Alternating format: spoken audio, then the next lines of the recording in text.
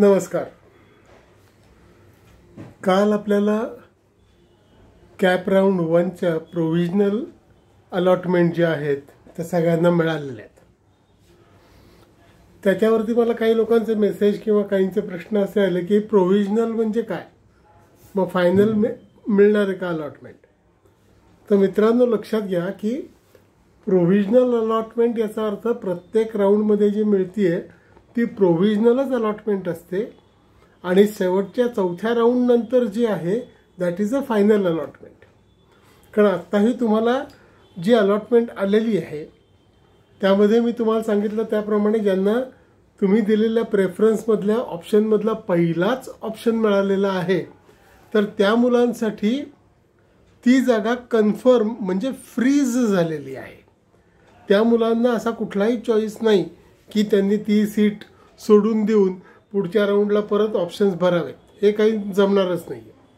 ज्यांना पहिला प्रेफरन्स मिळाला आहे त्यांच्यासाठी प्रेफरन्स नंबर 2 पासनं पुढचा कुठलाही प्रेफरन्स जर का तुम्हाला मिळालेला असेल तर मात्र तुम्हाला पुढच्या राऊंडला जाता येणार आहे. तुम्ही इलिजिबल आहात प्रोव्हायडेड तुम्ही स्वतः जर का फ्रीज म्हणून कॉलेजची पूर्ण फी भरली नाहीत तर. थोडक्यात मी असं सांगतो की आपल्यापैकी कोणीही असं तर नक्कीच करणार नाही की मला हेच कॉलेज हवं मी फ्रीज करतो, नाही तर तुमचा तो पहिलाच चॉईस असता.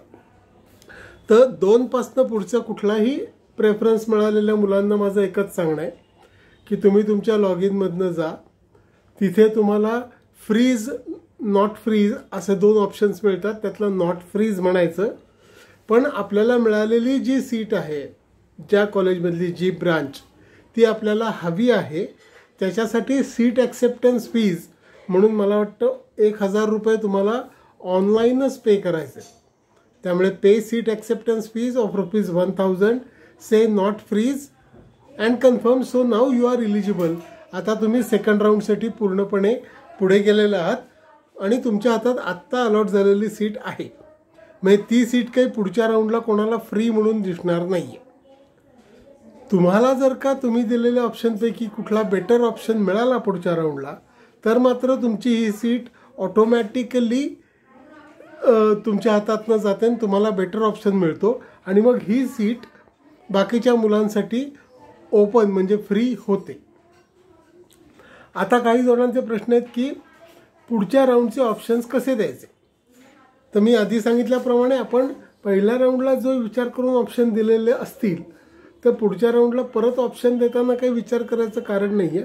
तुम्हाला समजा 8वा 9वा ऑप्शन मिळाला आहे तर आधीचे 7 ऑप्शन्स तुमच्याकडे आहेत, तुम्ही फक्त ते कॅरी फॉरवर्ड करू शकता आणि तुम्ही तेवढेच ऑप्शन्स कन्फर्म केलेत की तुम्हाला जी अलॉट झालेली सीट आहे जिचं ॲक्सेप्टन्स फीज तुम्ही भरलेत ती ऑटोमॅटिकली शेवटचा ऑप्शन राहतो. आता काही जणांचा प्रश्न आहे की समजा मला 9वा मिळाला आहे पण मला 12वा 13वा पाहिजे तर तुम्ही असं करू शकता की हे आधीचे ऑप्शन्स घ्यायचे आणि जो ॲडिशनल तुम्हाला हवा आहे तो ऑप्शनही टाकायचा, कारण शेवटी तुम्हाला अलॉट झालेला चॉईस हा सगळ्यात शेवटीच येणार आहे.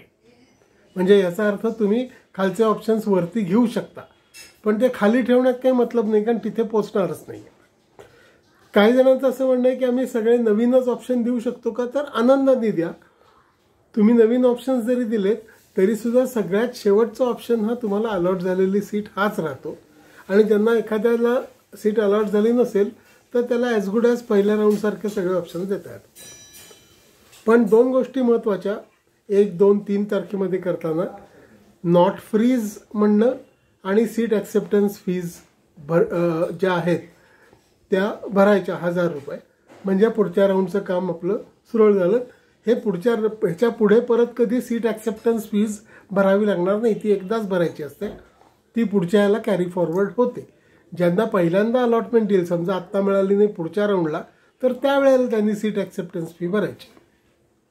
हे 1000 रुपये गेले का, तर नाही. तुम्ही जेव्हा फायनल कॉलेजची फी भरता तेव्हा हे सीट ॲक्सेप्टन्स फी भरलेले 1000 रुपये त्या फीमधनं डिडक्ट होतात. त्यामुळे ते काही तुमचे पैसे गेले वगैरे अशातला कुठलाही भाग नाही.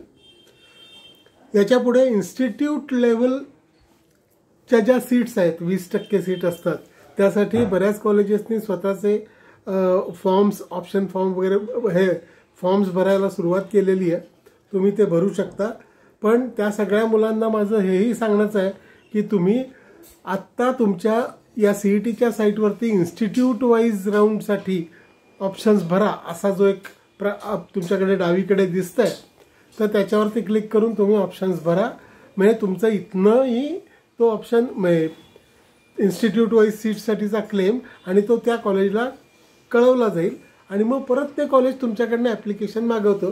म्हणजे त्यांच्या वेबसाईटवर तुम्हाला अर्ज करायला लागतो. अर्थात ही प्रोसिजर खूप नंतरची आहे, पण ज्यांना आत्ता हौस आहे इन्स्टिट्यूट वाईज सीटसाठी अर्ज करायची तर त्यांनी करा. तरीसुद्धा या पहिल्या राऊंड्समध्ये मिळणारी सीट, त्याचा सीट ॲक्सेप्टन्स फीस भरून ती हातात ठेवा. इन्स्टिट्यूट वाईज सीट आपल्याला मिळेल का नाही याची आपल्याला कुठलीही गॅरंटी नाही. बाकी आत्ता आपल्याकडे करण्यासारखं काही नाही आहे.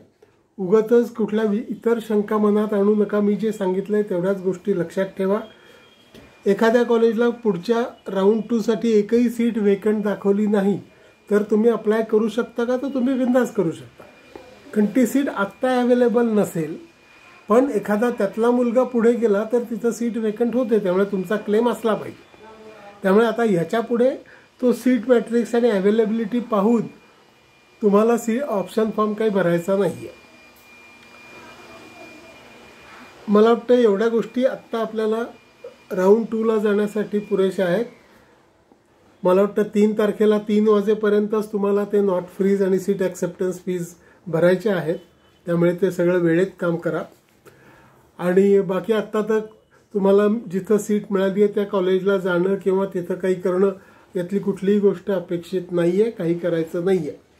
फक्त ज्यांना पहिलाच ऑप्शन मिळाला आहे त्यांना मात्र कॉलेजला जाऊन फीज भरून स्वतःचे डॉक्युमेंट्स वगैरे द्यावे लागतील. पण त्यांनाही स्वतःच्या लॉग इनमधनं ती सीट फ्रीज करावी लागणार आहे. All the best. पुढच्या राऊंडमध्ये काय होतं बघू. माझा याच्या पुढचा व्हिडिओ उद्याला कदाचित जे काही COEPच्या अलॉटमेंट्स आलेले आहेत त्याच्या बाबतीतला असेल, तर त्याबद्दल आपण आज दुपारी किंवा कदाचित उद्या सकाळी मी तो पुढचा व्हिडिओ करून टाकेन. तोपर्यंत धन्यवाद. All the best.